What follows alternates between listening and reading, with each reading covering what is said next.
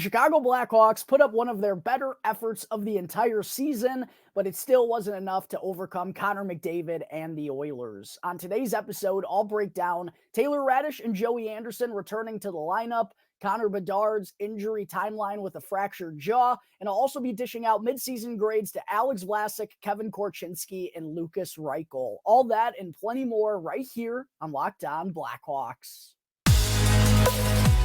You're Locked On Blackhawks, your daily podcast on the Chicago Blackhawks. Part of the Locked On Podcast Network, your team every day.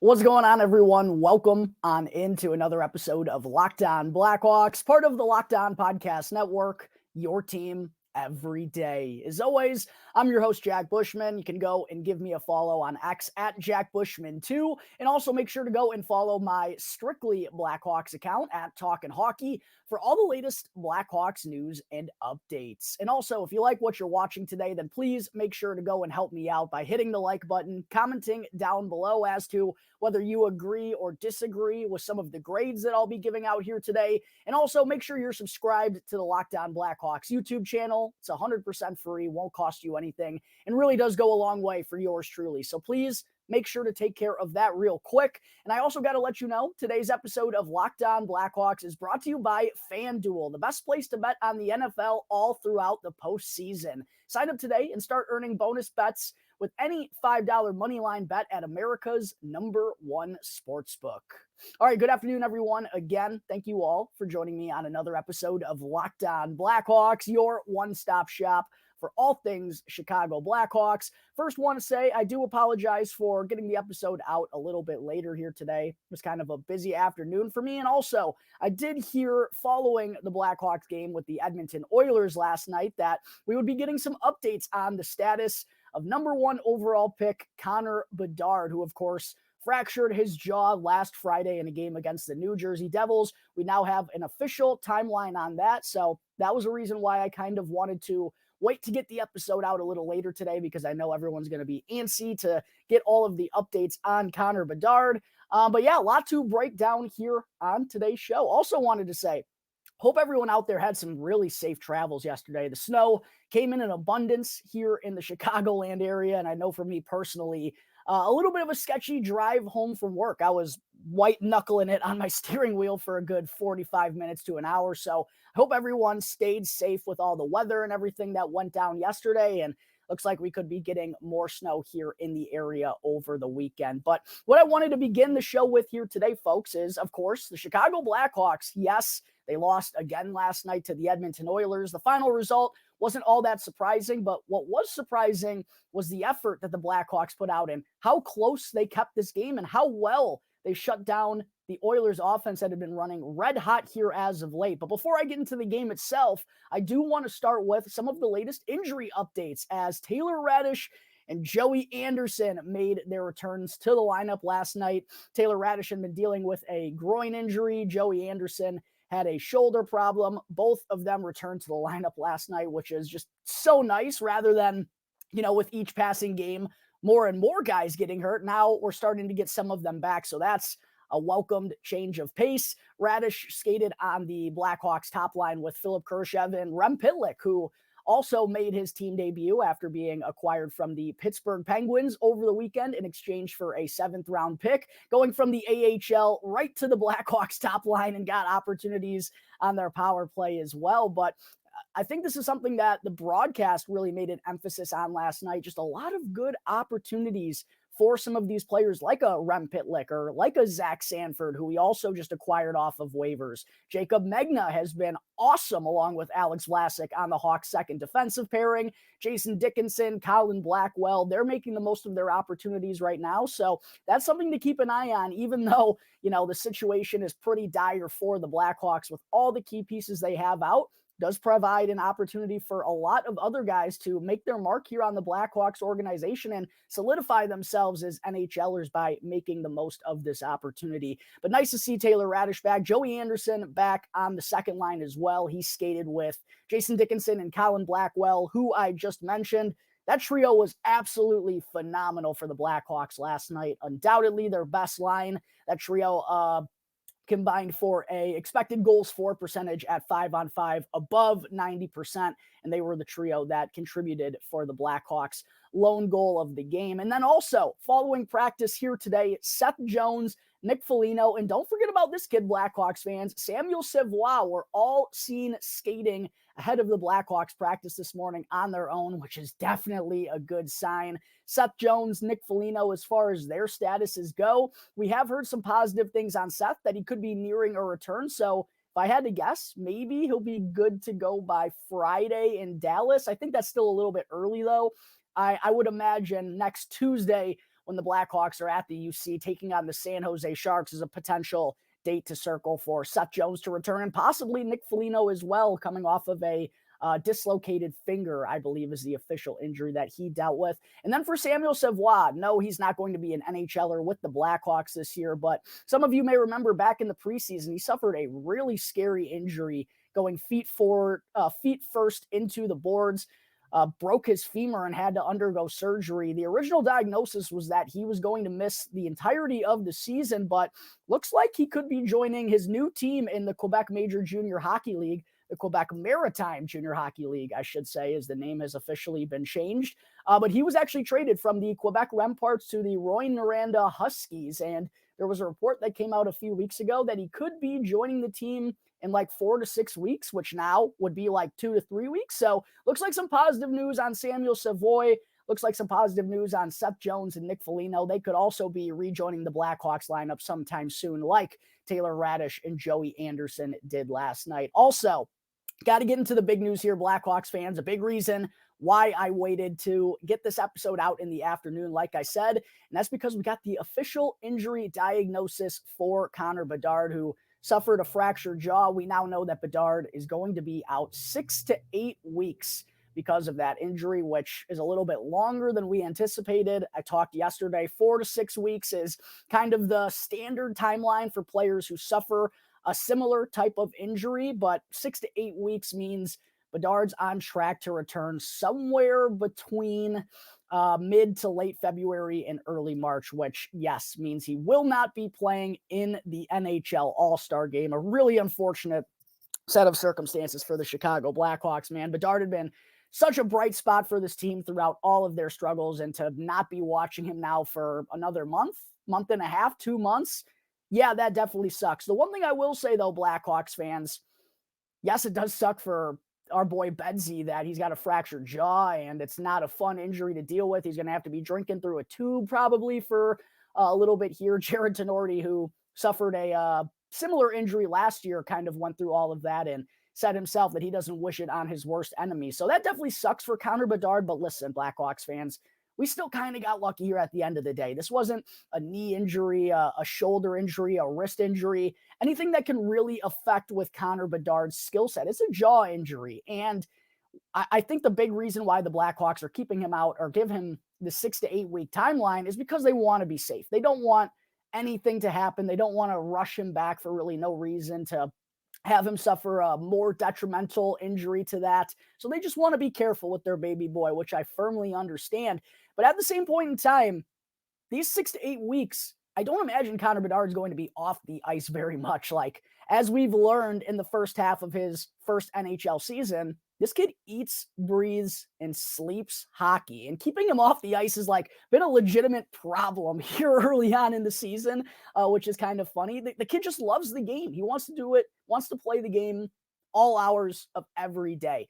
So with a fractured jaw, he's still going to be able to go out there and work on his stick handling, work on his craft. He could still, go out there and not just get rusty over these next handful of weeks. So it could have definitely been worse. Is it ideal? Absolutely not, Blackhawks fans. But a fractured jaw is certainly better than a knee, wrist, hand, any of those injuries, really. I know it sucks for Mr. Connor Bedard, but this is still going to give him an opportunity to be working out in the gym, getting stronger, still skating from time to time. So, yeah, it sucks, but it also could have been worse at the same point in time. But we do know Connor Bedard's not going to be playing in the NHL All-Star Game this year, which is such a huge bummer for both us Blackhawks fans and the rest of the NHL and their fans. I know a lot of people were probably stoked to see Bedard not only suit up in the All-Star game, but the skills competitions and what he could do out there. It would have been a lot of fun. So really does blow that we got robbed of that just a couple of days after he was announced as the youngest player in NHL history to ever make an NHL All-Star game.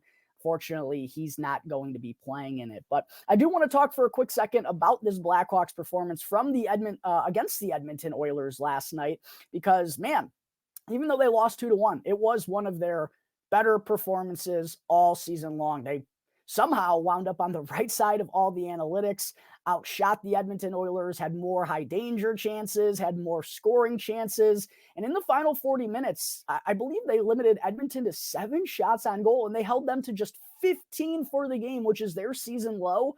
And during this recent run of theirs where they had been red hot, they had been averaging like 24, 25 shots at the very least.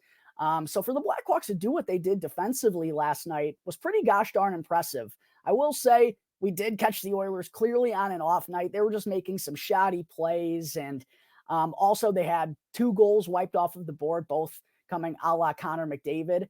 One of them was a assist of his. Another was a goal that got wiped off. But yeah, there was some luck that went into it, and McDavid still got his. That's ultimately why the Blackhawks wound up losing this game. But that type of structured shutdown, grind it out, make it hard on your opponent type of style, that's what the Blackhawks need to try to find a little bit more consistently here. And I know that's the issue, but if they're able to put up those types of efforts against many other NHL teams, there are going to be better days for this club. Like, they do what they did defensively last night against the Oilers, they're going to find themselves in the thick of a lot of games, even without some key players out of the lineup. So it was really awesome to see the Blackhawks have a nice performance after, coming off of a really much needed win against the Calgary Flames on Sunday. No, they weren't able to pick up their second consecutive victory, but they did put together their second consecutive solid effort, and hopefully we can build off that a little bit moving forward. Defensively, though, the Blackhawks were dynamite. Alex Vlasic and Jacob Megna, they've played 4 games together since Megna's been claimed off of waivers. They have legitimately turned into a true shutdown pairing. And Jacob Megna just plays a very simple, straightforward game. Uses his big body to skate the puck out of harm's way, makes good exit passes, doesn't do anything fancy, kind of like Alex Vlasic. And it's been working really well together. And I also got to give a lot of credit to Nikita Zaitsev, because I'm not the only one guilty of this. I think many Blackhawks fans out there are as well. But we've dogged Nikita Zaitsev really ever since he's been a member of the Chicago Blackhawks. And I'll tell you what, the last 3 weeks, the last month, he's actually been pretty good.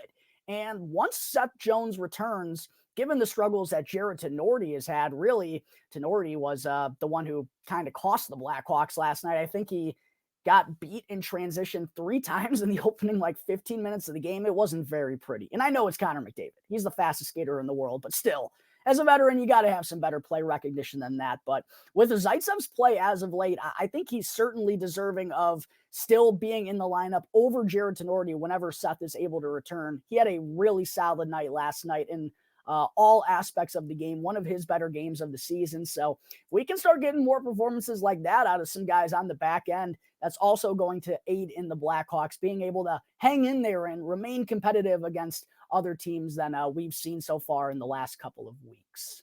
All right, there are my thoughts from last night's hard-fought 2-1 loss to the Edmonton Oilers. Coming up in just a moment here, it's time to get into part 2 of my Chicago Blackhawks midseason grades. But first, I need to talk to you all about FanDuel.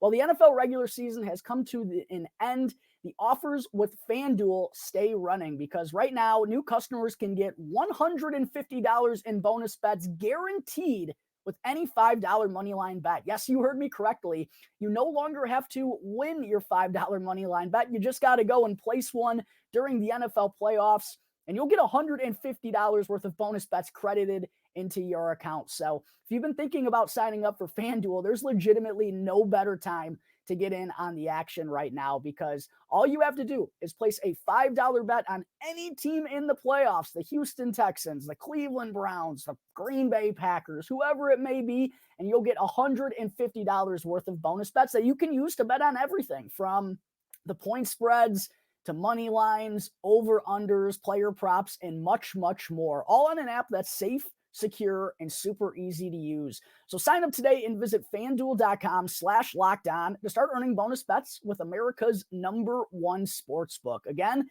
that's FanDuel.com/lockedon. FanDuel, an official partner of the National Football League.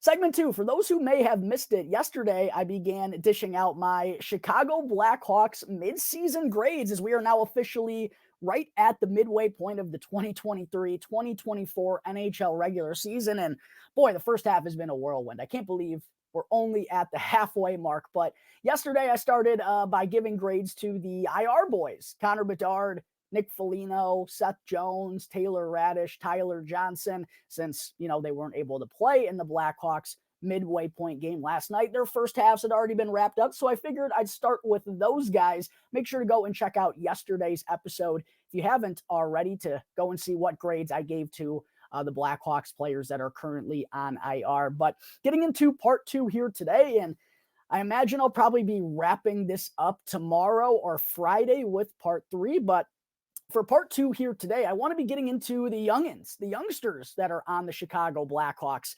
And also, I do want to make sure to quickly reiterate, for those that didn't tune in yesterday, my requirement in order for me to give a player a grade is that they had to have played in at least half of the Blackhawks games during the first half of the regular season, just because you need a pretty good sample size to give an honest assessment on what these guys have done. Some of them haven't just played in enough games for me to really give a true feeling. So that's why I like to do it that way. It also cuts down on the number of grades I have to give out, given how many players have suited up for the Blackhawks this year. That could be like an hour and a half long episode.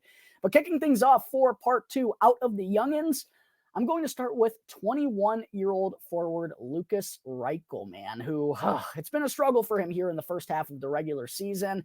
And that wasn't the expectation that we had for him going into this year, because based on what he did towards the end of last season on the Blackhawks top line, really ended with an exclamation point to his season. And with that, I think all of us Blackhawks fans felt safe saying that it was time for Lukas Reichel to be a full-time NHLer, that his days of playing with the Rockford IceHogs were officially over. But those questions remained all throughout the first half, because Lukas Reichel just looked nothing like he did at the end of last season.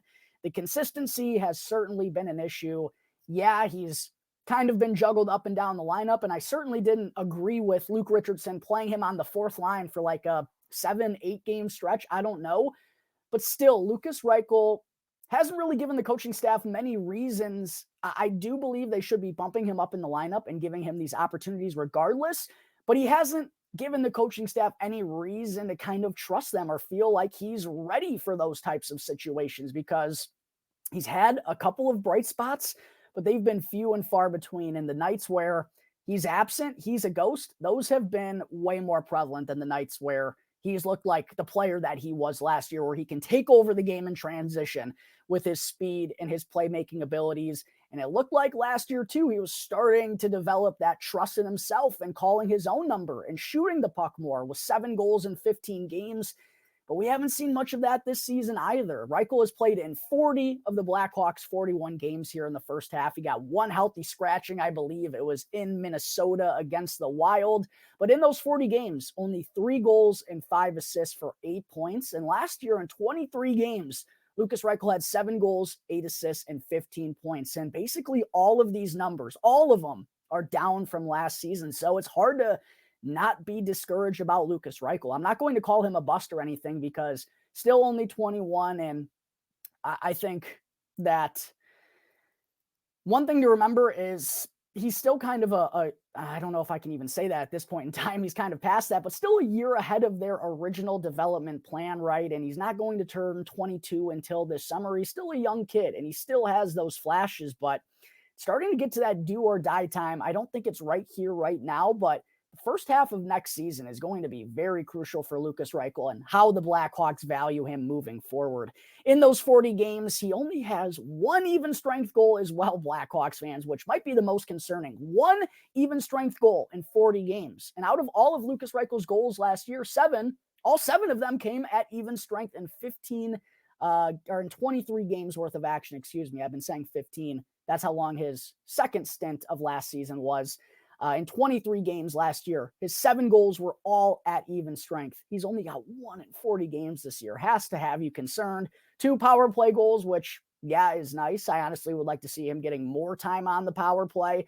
One reason why I think the goal scoring is down, though, is Reichel is shooting 5.2% this year in comparison to 16.7% last year. Now, I didn't expect him to be a 16% shooter again this season. I figured that was kind of an outlier, but the way that his shot had been developing and growing, I figured he would be able to at least shoot in the double digits. And one other big problem with Lukas Reichel is he's only got 58 shots on goal in 40 games. And I just kind of wish he would take a play out of Jason Dickinson's playbook or Colin Blackwell. These guys are trying to shoot the puck every time they can because they know that's been a problem for this team all year long. And for a young guy like Lukas Reichel, I feel like at times he's probably out there trying to do too much. Simplifying his game and just getting the puck on net, those things are going to help kickstart him in the right direction. Even his time on ice is down this year as well. 14 minutes and 40 seconds compared to 16 minutes and 22 seconds last year. He's won 44.7% of his faceoffs, but quite honestly, I think he's going to be a wing if he is going to be an NHLer for the Blackhawks. And then in terms of his Corsi for percentage, 45.1%, which is, man, for this Blackhawks team. But what's concerning is he's been on the ice for 12 goals for at even strength to 37 against. Lukas Reichel, the playmaking, the goal scoring, it's basically absent at even strength this year. And then defensively, I don't think he's been as consistent as I've wanted him to be either. So it's just kind of all a nightmare for Lukas Reichel here in the first half. Not how we wanted him to start his first full NHL campaign. I'm not calling him a bust. I don't think it's the end of the world that Lukas Reichel is struggling. He doesn't have the best situation around him either right now, but man, it's frustrating that he didn't take that leap that we were hoping for following last season. And for those reasons, I'm going to give Lukas Reichel a D for his first half of the regular season. Go and comment down below as to what grade you would be giving Blackhawks forward Lukas Reichel. Next up, we have Philipp Kurashev, 24 years old, just turned 24 not all that long ago. And what a year Kurashev is having. Kind of the tail, like the opposite of what Lukas Reichel has done. Kurashev was someone who the last 2 years, because of the Blackhawks not really having the strongest forward group, was getting top 6 opportunities, but never really showed, I thought, all that much upside that he could be a top 6 guy long-term until this season, man. He has really made the most of his opportunities. In 34 games, he's already got 8 goals and 15 assists for 23 points. Those 8 goals are one off of his career high. Those 15 assists are also one off of his career high, and those 23 points are just 3 back of his previous career high as well. It has been a spectacular first half from Philipp Kurashev, and even with Connor Bedard out recently, he's still been doing some good things offensively, and I got to give him a lot of credit. He has more in his arsenal than I really imagined. It's been a pleasant surprise to see how Philipp Kurashev has made the most of this chance so far here this season, and he's been doing it in all aspects. 5 even strength goals in 34 games. You'd probably like to see his goal scoring be up a little bit, but I do think he's more of a playmaker than a goal scorer. He's chipped in for 3 power play goals, which is tied for the Blackhawks team lead with Nick Foligno and Tyler Johnson. He's also shooting 13.6%, which is up from the 9.5% that he's been shooting throughout his career. Maybe that's a little bit of an outlier, but definitely the offensive abilities as a whole have developed rather nicely this season for Philipp Kurashev. I also like how he's not a penalty killer, but it looks like he's taken on a little bit more defensive responsibility this season as well. He's blocked 24 shots and his career high is 34, already having 24 in 34 games. Suggests he's going to shatter that previous high. And then in terms of his Corsi for percentage, it's 47.1, which is pretty solid for a guy that plays a meaningful role for this Blackhawks team at 18 minutes and 58 seconds of time on ice. That's up from 17.25 last year. And Kurashev's been on the ice for 33 goals for to 43 against. Not all that terrible for a top-line guy on this Blackhawks squad, especially when his on-ice save percentage is 86.0, probably one of the lowest among all Blackhawks players. So I think it's been a spectacular start to Philipp Kurashev's third full NHL campaign. I find it hard-pressed to not give him an A. He's been awesome, and it's not something that I envisioned, but I'm certainly glad that it's happened. go and comment down below if you agree that Philipp Kurashev is deserving an A for his performance here in the first half. Next up, we got Cole Guttman, 24-year-old forward who, believe it or not, is actually older than Philipp Kurashev. He's going to turn 25 in April. Guttman just hit the margin of 22 games played here in the first half in order for me to give him a grade. Played in 14 games last year after signing on with the Blackhawks following his senior season with the University of Denver. In those 22 games, he's got 3 goals, 3 assists for 6 points. Mostly been utilized in a bottom 6 role until as of recently because of all the injuries. But for Guttman, I think the thing that stands out about him is just his speed and his hustle, and then combining that with a goal-scoring ability. I feel like he's always going to be, he's not going to be an offensive dynamo, but what he does provide offensively, I think is going to be more prominent in the goal-scoring department rather than the playmaking. I think he really likes to call his own number. He trusts himself to shoot the puck, and those are the simplified things that we like to see out of a youngster. So I'm happy with that. Not really any numbers to compare in terms of last season when Guttman only played in 14 games for the Blackhawks before suffering that season-ending shoulder injury. He is shooting 7.7% this year, which is down from 15.4%. So maybe a little bit of a bad puck luck is why he's only got 3 goals in 22 games compared to 4 and 14 last year. His time on ice, 12 minutes and 39 seconds, actually down from 14:34 last year, but probably just a result of the Blackhawks last year were giving him more of an opportunity late in the season after they had already traded everybody. What has been impressive about Guttman, too, I know he's being used as a wing right now, but he's won 50% of his faceoffs this season, and looks like he could be a center long-term for this Blackhawks squad. And then for the Corsi for 45.1%, but on the ice for only 7 goals for to 20 against at even strength in 22 games. So maybe needs to tighten things up a little bit defensively, but at the same point in time, an 86.3 on ice save percentage from his goaltenders probably isn't doing him any favors, but I believe Cole Guttman has the smallest sample size out of anyone I'm going to be giving a grade to. I think it's kind of a mass start for Cole Guttman, but I do believe he's been playing better as of late, which I like to see. And I think he's shown some good chemistry with Lukas Reichel and is a guy who looks like he's wanting to take advantage of this opportunity right here, right now as well. So for those reasons, I'm going to give Cole Guttman a flat B for his performance in the first half. All right, Blackhawks fans, coming up in just a moment, I will continue to give out midseason grades as I'll be getting into defensemen Kevin Korchinski and Alex Vlasic. But first, I need to talk to you all about Jase Medical. And I know we come to sports to escape from some of the crazy realities of real life, but can we just talk for a minute about preparing for real life? Because according to the FDA, pharmacies are running out of antibiotics like amoxicillin right in the middle of the worst flu season in over a decade. That is scary. And I can't imagine a more helpless feeling than if a loved one got sick while a supply chain issue kept them from the life-saving medication that they needed. And that's why I'm here to present you all with the Jase case. The Jase case is a pack of 5 different antibiotics to treat a long list of bacterial infections. And you can also go and customize your own case right now with your specific needs and preferences by visiting jasemedical.com and completing your physician encounter. It's never been more important to be prepared than right here, right now, today. Again, go to jasemedical.com and also use the promo code LOCKEDON, not in all caps, just the promo code LOCKEDON to get $20 off with your first order. Again, that's jasemedical.com. Back here on the Locked On Blackhawks podcast, part of the Locked On Podcast Network, your team every day. Again, make sure to go and hit the like button, comment down below, and subscribe for Celebrini if you haven't done so already. And also, make sure to go and check out the new Locked On Sports Today, because Locked On has launched the first ever national sports 24/7 streaming channel on YouTube. And Locked On Sports Today is here for you 24/7, covering the top sports stories of the day with the local experts of Locked On, plus our national shows covering every league. Go to Locked On Sports Today on YouTube and subscribe to the first ever national sports 24/7 streaming channel.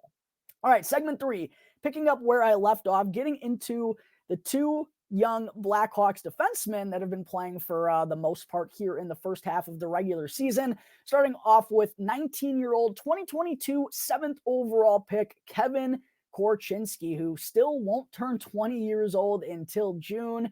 Probably in hindsight, I will say, and I don't think there was a wrong decision out of the 2, but in hindsight, given Korchinski's defensive struggles, and I think a big part of that is just his physical maturity, right? Like he's still got some room to grow into, still a really skinny kid. I don't ever expect him to be like jacked and filled out, but I think he can still get a little bit stronger, which is going to help him in those defensive areas, because those have kind of been the biggest problems to me this season. And I also think he's just a little bit in over his head, given the role that he's had to play, and the help that's out there with him isn't exactly ideal either. And I think that's led to Kevin Korchinski kind of being put in a tough situation. And even some of his offensive attributes haven't looked all that great this year. And he just hasn't been all that consistent, which, you can expect from a 19-year-old, but he's missing some easy passes, doesn't really look comfortable running the Blackhawks top power play. It seems like he's reluctant for some reason to go and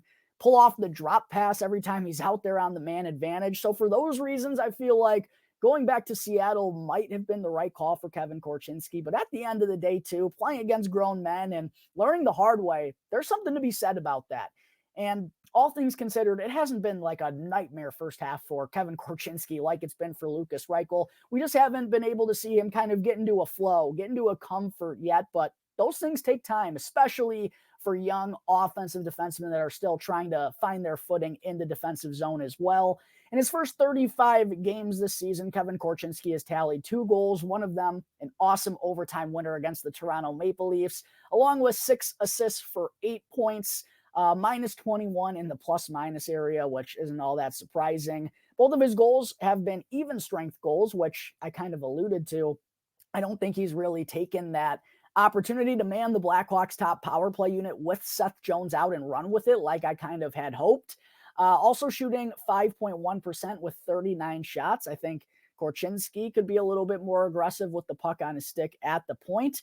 He is averaging 20 minutes of ice time, though, a night in his rookie campaign as a 19-year-old. Kind of like Connor Bedard is the leading Blackhawks forward in ice time, but now 20 minutes per game is nothing to bat an eye at for Kevin Korchinski. That's a really meaningful role, and that's why I think also like has kind of played a part in his struggles. Like with Seth Jones out, there have been some nights where Kevin Korchinski has led the Blackhawks in ice time, which a 19-year-old defenseman, there's going to come some struggles when that's the case. So I'm not going to be too hard here on Kevin Korchinski. I like to see him blocking 44 shots in his first 35 games. That's something that he's going to have to add to his arsenal as well, even if he always is going to be an offensive-minded defenseman. There's going to be a time where you're going to need to step in front of some shots and take one for the team, bud. And then in terms of his analytics, 48.5% at the Corsi, been on the ice for 26 goals for to 41 against in 35 games at even strength. So, like I said, some defensive issues a little bit, but I'm not going to be too hard on Kevin Korchinski. The situation isn't ideal, and there's clearly still so much runway there. I mean, the way that he's able to skate, his play recognition in the offensive zone and in transition when he knows to jump up in on a rush, it's been excellent. So I think Kevin Korchinski still has a very bright future ahead of him.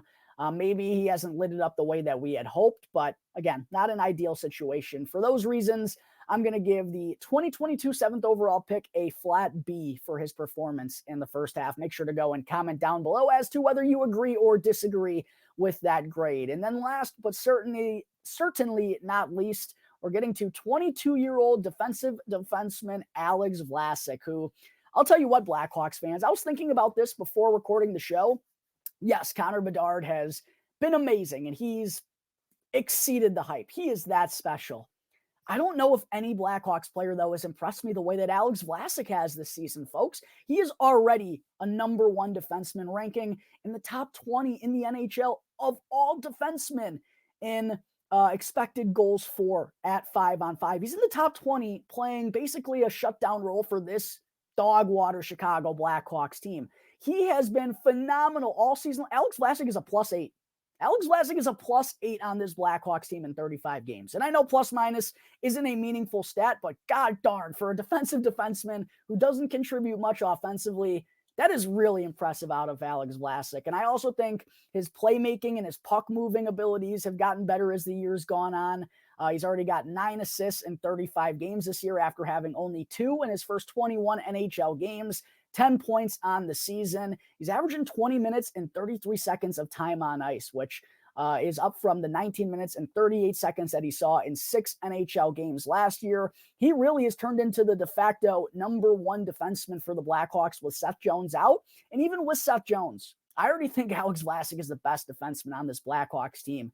Just plays such a simplified game with that long reach, that big body of his. He's blocked 70 shots this year, which is up from 16 that he had in his first 15 NHL games. He's got 28 takeaways. And like I said, I think the playmaking and the puck moving has started to show signs of improvement as well on that side of the puck. So I'm ecstatic with what I've seen out of Alex Vlasic. I think you have to solidify him now as a piece to the puzzle on the back end for the Blackhawks, because he's already a top-pairing defenseman at 22 years old with not a whole lot of help around him. So I'm super excited about Alex Vlasic, man. And I was excited about him when the Blackhawks drafted him in the second round back in 2019. I'll never forget running around my house screaming because I was that pumped up because I loved what Alex Vlasic did for the United States Development Program. And this is what I thought he could be, a true shutdown, big-bodied, long-reach defensive defenseman. He's knocked it out of the park so far here in the first half, in my opinion. For that reason, I'm not just going to give Alex Vlasic an A. I'm going to give Alex Vlasic an A+.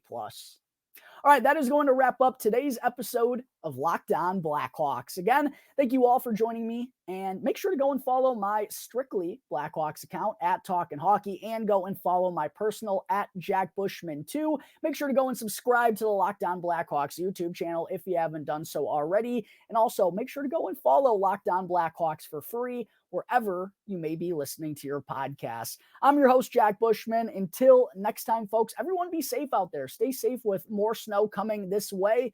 I'll see you next time on the next episode of Locked On Blackhawks, part of the Locked On Podcast Network, your team every day.